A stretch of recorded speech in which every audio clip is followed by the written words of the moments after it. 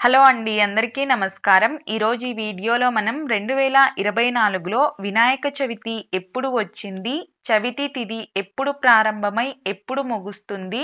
పూజ చేసుకోవాల్సినటువంటి శుభ సమయాలని ఈ వీడియోలో అయితే తెలుపుతాను. ప్లీజ్ వీడియోని లైక్ చేయడం అయితే మర్చిపోకండి. అలాగే ఛానల్ ఎవరైనా ఇప్పటివరకు సబ్స్క్రైబ్ చేసుకోకపోతే సబ్స్క్రైబ్ చేసుకొని పక్కనే ఉన్న బెల్ ఐకాన్ క్లిక్ చేయండి. ఇప్పుడైతే వీడియోలోకి వెళ్దాము. వినాయక చవితి హిందువుల తొలి పండుగ. భాద్రపద శుద్ధ చవితి రోజునే వినాయకుడి జననం జరిగిందని కొందరు, గణాధిపత్యం వచ్చిందని కొన్ని పౌరాణిక గాథల వ్యాప్తిలో ఉన్నాయి. చిన్న పెద్ద తేడా లేకుండా అందరూ కూడా సంతోషంగా ఈ వినాయక చవితి పండుగనైతే జరుపుకుంటారు.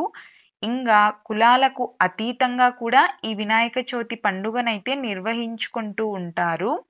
మనకు భాద్రపద మాసం శుక్లపక్ష చతుర్థి రోజునే మనం వినాయక చవితిని జరుపుకుంటాము.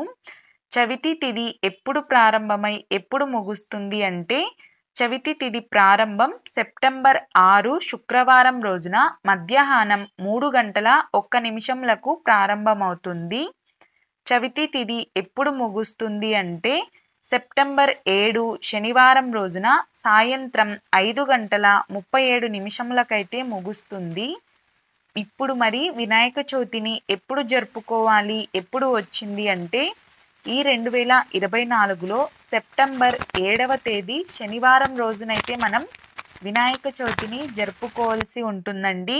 మరి పూజ చేసుకోవడానికి శుభ సమయాలు ఎప్పుడు అంటే, మనం సూర్యోదయం లోపైన చేసుకోవచ్చు బ్రహ్మముహూర్తంలో. కానీ వినాయక చవితికి పిండి వంటలు, అలాగే మండపం అలంకరించుకోవడం ఇవన్నీ కూడా కొంచెం సమయం పడతాయి కదండి. కాబట్టి మనకి మంచి సమయాలు ఎప్పుడు ఉన్నాయి ఈ రోజున అంటే, ఉదయం 11:03 నుండి మధ్యాహ్నం 1:34 వరకు అయితే పూజ చేసుకోవడానికి శుభ సమయాలైతే ఉన్నాయి. ఈ రోజున గణపతిని విశేషంగా పత్రితో పూజ చేస్తారండి. అది కూడా 21 రకముల పత్రితో పూజ చేస్తారు. ఏ పత్రిని సమర్పించినా సమర్పించకపోయినా గరికను తప్పకుండా ఈ రోజున సమర్పించి పూజ చేసుకోవాలి.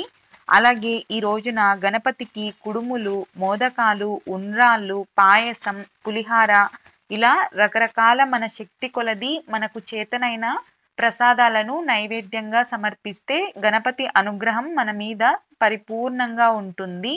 చూసారు కదండి. ఈ వీడియో మీకు నచ్చినట్లయితే ప్లీజ్ లైక్ చేయండి. అలాగే మీ ఫ్రెండ్స్ అండ్ ఫ్యామిలీ మెంబర్స్కి వీడియోని షేర్ చేయండి.